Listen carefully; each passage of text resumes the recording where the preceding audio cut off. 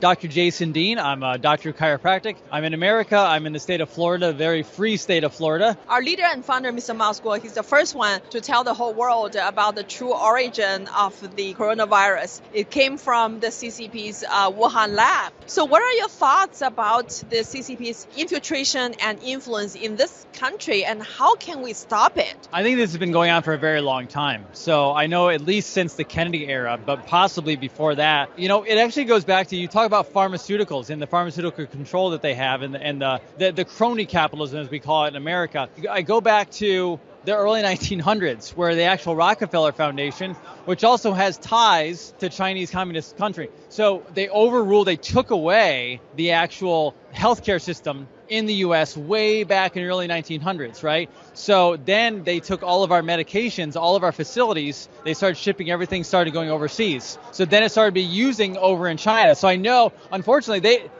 you have lots of slave labor camps over there as well, because they're forcing your people to make products and medications for our people, which is actually completely a tragedy. I mean, it's not only for us, but obviously we don't want, as Americans, we don't want to enslave the Chinese people. That obviously our politicians do, a lot of our corporate masters do, but the American people do not want that. So in reality, America says we're fighting for our sovereignty and fighting to gain America back, but we're not just fighting for America. We're fighting for, it's a global situation at this point, and China's been taken over for so long, we have to stand up for other people as well. So yeah, absolutely. We are fighting very, very hard to do this. And I found out about you guys. How did you find out about the new federal state of China? I actually found out online. In some of my research, I actually stumbled upon it. I thought it was interesting, and it goes back because I did a little bit of research on the Uyghur and finding out just the genocide that was happening, right? So I learned a long time back, and then,